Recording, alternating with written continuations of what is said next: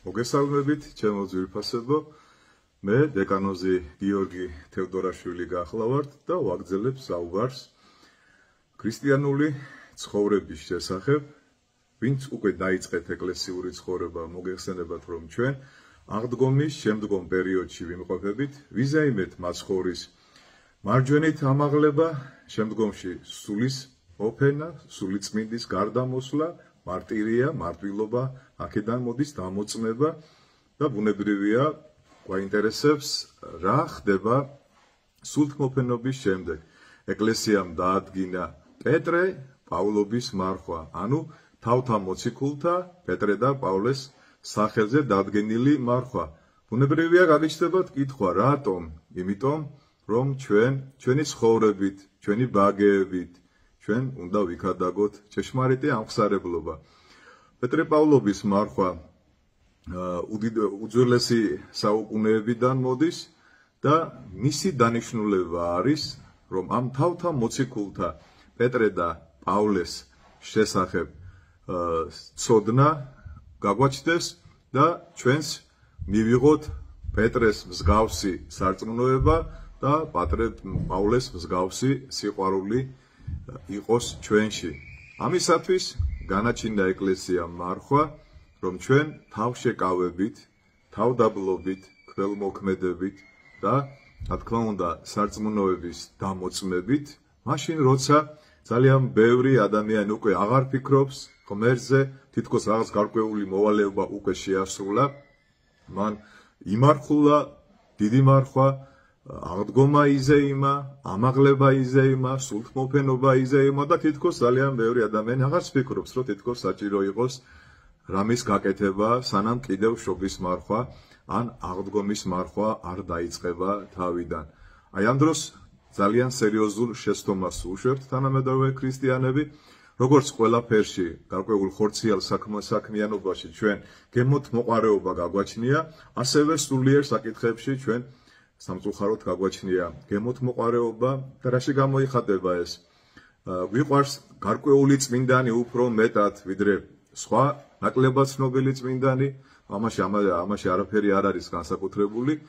გვიყვარს გარკვეული ხატები გამორჩეულად და გონია რომ ხატს რომელსაც მილიონი მოსდის, მასზე მეტი მადლია და ჩვეულებრივ ხატზე არ არის მადლი და სამწუხაროდ გარკვეულ მარხვებს ვინახავთ და გარკვეულ მარხვებს არ თვლით საჭიროდ რომ შევინახოთ. მე დავძენ რომ ყველა მართლმადიდებელი ქრისტიანი ვალდებულია შეინახოს ყველა კალენდარული მარხვა, შობის მარხვა, სააღდგომო მარხვა, პეტრე პავლობის და მარიამობის მარხვა. სახარებაში წერია, კერძოდ კი ახალ აღთქმაში, ეს ძველ აღთქმაში წერია, რა მდგომარეობაშიც მოგიხილავ, იმ მდგომარეობაში განგსჯი. ჩვენ არავინ არ ვიცით, როდის გავალთ ამ სოფლიდან. არავინ დაზღვეულები არა ვართ დიდხანს სიცოცხლით. და რა მდგომარეობაშიც ჩვენ გავალთ ამ სოფლიდან, ღმერთმა ყველა დაგიფაროთ, რა თქმა უნდა, იმ მდგომარეობაში მოხდება ჩვენი განშა უფლის წინაშე. იმ მდგომარეობით, იმ ცოდვილი თუ მადლიანი მდგომარეობით მოგვიწევს პასუხისგება საშინელ სამჟავროზე. ამიტომ ჩვენ ყოველთვის უნდა ვიყოთ მობილიზებული, ყოველთვის უნდა იყოს ქრისტიანი ფორმაში მლოცველი, მარხველი, ამხსარებელი და მაზიარებელი. თქვენ იცით შესაქმე როგორ აღესრულა, როდესაც უფალი აპირებს, რომ აღმოაცენოს მისი კურთხევით მიწამ მცენარეები, ის ესაუბრება მიწას, გარკვეულ კურთხევას ადლევს მიწას, რომ აღმოაცენოს ხეები, მცენარეები, ბალახეული. ასევე, როცა უფალი განიზრახავს, რომ თევზები შექმნას, გარკვეულ კურთხევას ადლევს ზღვებს, კერძოდ წყლის სტიქიას, რომ იშვას მის წიაღში თევზები. და როდესაც ადამიანის შექმნას აპირებს უფალი განიზრახავს, ბჭობა უძღვის ის საკუთარ თავს, ანუ წმინდა სამება ბჭობს ადამიანის შესაქმეს. წარმოიდგინეთ, რა დაემართება თევზს, როდესაც ის ამოდის წყლიდან. ძალიან მალე დაასრულებს სიცოცხლეს. ასევე მცენარე, რომელიც ამოგლეჯილი იქნება მიწიდან, მალე გახმება. და რა ემართება ადამიანს, რომელიც წყვეტავს ურთიერთობას უფალთან, ანუ აღარ მარხულობს, აღარ ლოცულობს, აღარ ამბობს აღსარებას და აღარ ეზიარებს დასკვნა თქვენ გამოიტანეთ, რა ძიმე მდგომარეობაშია ამ დროს ადამიანის სული. და ამიტომ ზუსტად ეკლესიამ არ მოგცა ჩვენ მოდუნების საშუალება და უნდა ჩვენ ყოველთვის ვიფიქროთ სულის ხონებაზე, ვიფიქროთ უფალზე, ვიფიქროთ საკუთარ სოდვებზე, სხვების სოდვებზე კი არა, ჩვენ სოდვებზე უნდა ვიფიქროთ და ვიფიქროთ იმაზე, რომ ჩვენ არ ვიცით, როდის გარდავიცვლებით, როდის მოვა ჩვენი აღსასრული, როდის გაგვიყვანს უფალი ამ სოფლიდან და რა მდგომარეობაში მოგვიხილავს ჩვენ ღმერთი. ძალიან ბევრი ადამიანი თქვენ იცით, რომ მოუმზადებელი გავიდა ამ სოფლიდან და ისინი ძალიან ძიმე სატანჯველს განიცდიან. ასე რომ აღარ იყოს და ჩვენ არ ვიყოთ უგუნური არსებები, უნდა გვესმოდეს ჩვენი ცხოვრების მიზანი. ძალიან ბევრი ადამიანი ისე ცხოვრობს და ისე უცხოვრია. ერთხელაც კი არ დაფიქრებულა, რატომ დავიბადე, რატომ გამაჩინა მე ჩემმა მშობლებმა, რატომ მომავლინა ღმერთმა, რა დანიშნულება მაქვს, რა მიზანი მაქვს, რატომ უნდა ვიცხოვრო რა. მე ხლა ვარსებობ თუ ცოცხლობ. ძალიან ბევრმა ადამიანმა არ იცის ამის შესახებ, რომ არსებობენ სცენარეები, არსებობენ ცხოველები, ხოლო ადამიანი ცხოვრობს, ცოცხლობს და მან უნდა იცოდეს, რომ ის არის ვერტიკალური არსება. ის არის homo sapieni, ანუ გონიერი ადამიანი, ეს არის homo religiosi. ვერტიკალურად მოაზროვნე არსებას არ ეწოდება ადამიანი, თუ ის არ არის ნეობრივი, თუ ის არ არის ეთიკური, თუ ის არ არის homo sapieni და ის თუ არ არის იარაღის მკეთებელი და თუ არ არის რელიგიური. რა არის რელიგია? religare არის ძველი რომაული სიტყვა და ნიშნავს ადამიანის განახლებულ კავშირს უფალთან. ჩვენი კავშირი უფალთან დაიწყო ჩვენი შესაქმის წუთებიდან, თუმცა ძალიან მალე მოხდა განხეთქილება ადამიანის სოდების გამო, იგი დაშორდა, ღმერთს ექსორია ღმერთმა გამოაძევა სამოთხიდან, ედემის ბაღიდან და ადამიანის დანიშნულება არის მისი დაბრუნება სამშობლოში. მისი დაბრუნება მის ოჯახში.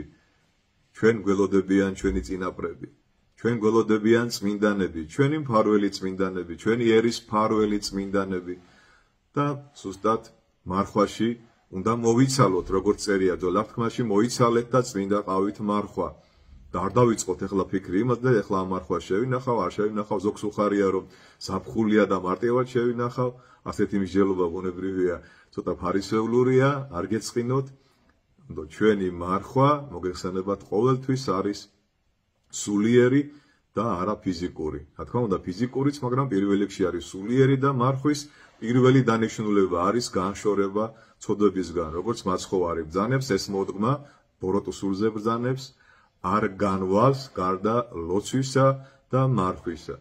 ძალიან მალე დაცხება და ბევრი ადამიანი გაშიშოდება, ქალი თუ მამაკაცი. ძალიან ახლოს არის ადამიანი ამ დროს ვნებასთან, გარყვნილებასთან, სიძვასთან, მრუშებასთან. და ამ დროს ციფხიზლე გვმართებს ჩვენ, რომ არ ჩავარდეთ თვალის ლოცვებში, არ დავბრკოლდეთ საპირისპირო სქესზე. ამ დროს ძალიან ბევრი ადამიანი მიდის უფლისყალობით დასასვენებლად, ზღვაზე, მთაში, ტყეში, რაიონში. საშუალება აქვს, რა თქმა უნდა, და ამ დროს ძალიან ბევრი მრევლი ივიწყებს ლოცვას, აღარ დადის ეკლესიაში, სანამ ის არ დაბრუნდება თავის სამრევლოში, თავის მოძღვართან. როდესაც ვეკითხებით ჩვენ, რომ აი თუ ლოცულობდი, შენ როდესაც ისვენებდი და ძალიან ბევრი ადამიანი ხრებს იჩეჩავს ესე უხერხულად. პირველ რიგში, როგორც კი თქვენ ჩაბრძანდებით დასასვენებელ ადგილზე, დაისვენეთ, მოძებნეთ ტაძარი, მოძებნეთ მიმდებარე სამრევლო, მიდით მოძღვართან, აღსარება ჩააბარეთ, ეზიარეთ, დაისვენეთ ფიზიკურად და დაისვენეთ სულიერად. სულიერი დასვენება მოგეხსენებათ არ არსებობს, სულს დასვენება არ ჭირდება, სული ისვენებს მაშინ, როცა ლოცულობს, როცა კითხულობს სახარებას, როცა ამბობს აღსარებას და როცა გალობს და ეზიარება. ეს არის ყველაზე დიდი დასვენება სულის. სული მძიმდება, იტანჯება და მომაკვდავი ხდება მაშინ, როცა მისი მფლობელი მასზე არ ზრუნავს, როცა 24 საათი ადამიანი მხოლოდ ხორციელ სიამოვნებაზე ფიქრობს, ხორციელ გართობაზე, ხორციელ გარკვეულ კომფორტზე და ამ დროს მან არის ის რომ მისი სული არის შეზღუდული, მისი სული იტანჯება, რა თქმა უნდა, სული არ არის შორიანი და არ შურს ხორცის განლაღება, მაგრამ ხორცმაც უნდა იფიქროს, ჩვენ უნდა ვიფიქროთ რითი იკვებოს ჩვენმა სულმა და რითი განისვენოს, აისვენოს, როცა ჩვენი სხეული არის განლაღებული, ირუჯება თუ მზესე ფიცხება თუ გარკვეულ სიგრილეში აფარებს თავს. აბა დაფიქრდით ჩემო ძვირფასებო, ეს ხო ჩვენი მხრიდან უსამართლობაა, როდესაც მთელი ცხოვრება არა მარტო ზაფხულში, კაცობრიობის 90% ხორციელ სიამოვნებაზე ფიქრობს და სულიერ სიამოვნებაზე შეიძლება ითქვას, რომ არც არასდროს გვიფიქრია. რა თქმა უნდა, უმრავლესობას გარკვეული ადამიანები ფიქრობენ სულიერ სიჯანსაღეზე და მათთვის მოგეხსენებათ არ არის თავის გასამართლებელი ის რომ მე ეხლა ამ სიცხეში როგორ წავიკითხო ლოცვები, მამაო მაპატიეთ, მე აქა და აქ ვისვენებდი და ვერ წავიკითხე, ვერ კითხულობდი ლოცვებს, ვერ მოვიცალე აღსარებისთვის და ზიარებისთვის. აბა ვინმე გითხრავს რომ ჩვენ შეიძლება მალე გარდავიცვალოთ.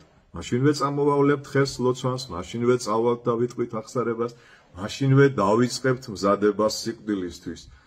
როგორც დასაწყისში მოგახსენეთ, არავინ არ ვიცით გარდა ღმერთისა, ჩვენ როდის გავალთ ამ სოფლიდან, არ მინდა შეგაშინოთ და ვინმეს კუთვნილი შვებულება რაღაცა შიშებში და წუხარებაში გაგატარებინოთ, მაგრამ გთხოვთ, როგორც სასულიერო პირი გირჩევთ, გადლევთ კურთხევას, რომ მოწესრიგებულად დაისვენოთ, მოწესრიგებულად შეიმოსოთ, შენი გარეგნობით და შენი ჩაცმულობით არ უნდა დაბრკოლდეს საპირისპირო სქესი, წერია, რომ ჩემსკენ მომავალს ვინც დააბრკოლებს, ჯობია მან წისქვილის ლოდვი ჩამოიკიდოს კისერზე და ძალიან ხშირად ქალბატონები თავიანთი გარეგნობით აბრკოლებენ მამაკაცებს და ისე რომ ვერც კი ხვდებიან, როგორც ჩააგდეს ისინი გარკვეულ უნებაში.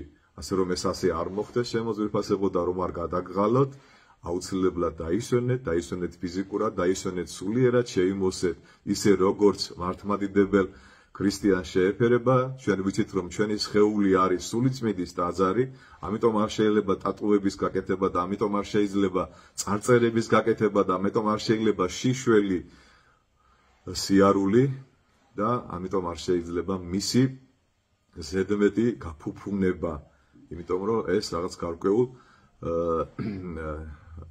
ზიანს აყენებს ჩვენს სულიერებას, ეს გარკვეულ ზიანს აყენებს ჩვენს ეკლესიურ ცხოვრებას. მე იმედი მაქვს და ვფიქრობ, რომ ჩემი საუბარი არ იქნება ხმა მაღადებლისა უდაბნოსაშინ და ჩემ საუბარზე არ გაგეცინება და არ იტყვით, რომ ამაო მოგცლია შენც ეხლა ერთი რეებს ლაპარაკობ, მე ეხლა აღარ მჭირდება მარხვა და ლოცვა და სანამ სექტემბერი არ მოვარ და არ აგრილდება, მე ვფიქრობ, ასეთი უგუნურები არავინ არა ვარ და დავისვენებთ და ჩვენ დავბრუნდებით დამშვიდებულები, დაწყნარებულები, გამოჯანმრთელებულები და გავაგზელებთ უფალთან ურთიერთობას. უფალთან ურთიერთობა არ წყდება არასოდეს, არც როდესაც ხორცში ვარ და არც როდესაც ხორციდან გავალთ, უფალთან ურთიერთობა ყოველთვის არის აუცილებელი, ამას ჩვენი სული ითხოვს, ამას ჩვენი გული ითხოვს, ამას ჩვენი გონიერება ითხოვს და მე მჯერა რომ ჩემ ნათქვამს აუცილებლად შეისმენთ და დამერწმუნეთ. შეიძლება ცოტა გაგვიჭირდეს და თქვათ, რომ ამ სიცხეში რა დროს ლოცვაა და რა დროს მარხვა, მაგრამ დამერწმუნეთ ჩემო ძვირფასებო, თქვენ მიიღებთ სულიერ სიამოვნებას, მადლობას მეტყვით. აი ამ ქადაგებას რომ მოისმეთ, ველოდებით თქვენგან კომენტარებს, პირადი რჩევები შემიძლია მოგცეთ, მომწერეთ პირადში ან პოსტების სახით და გაატარეთ ზაფხული დასვენებაში, სულიერებაში, მარხვაში, ოღონდ სულ არა მარხვაში, ერთი თვის მერე დასრულდება მარხვა, იცით რომ პეტრე-პავლობის მარხვა არის დამოკიდებული აღდგომის თარიღზე, თუ აღდგომის თარიღი ცოტა ადრე აღესრულა, მაშინ მარხვა არის დიდი. და გთხოვნა, მარხვაში იკითხეთ პეტრე-პავლეს დაუჯდომელი, იკითხეთ საქმე წმინდათა მოციქულთა. იკითხეთ თანამედროვე ქართულად არსებობს საპატრიარქოს გამოცემა და როგორც სხეული დაისვენებს, ასევე სული გაძლიერდება და სული დაისვენებს. ღმერთმა დაგლოცოთ, გაგახაროთ, როცა კურთხევას გადლევთ რომ მშვიდობიანად, დაისვენოთ და უფრო ჯანმრთელები დაგვიბრუნდეთ სულიერად და ფიზიკურად. ვინც დედაქალაქში დარჩებით, გელოდებით ნარიყალაზე, მობრძანდით ერთად აღვავლინოთ წირვა, ერთად ვიმარხულოთ და ერთად ვეზიაროთ. უფალი გფარავდეთ, ჩვენთან არის ღმერთი.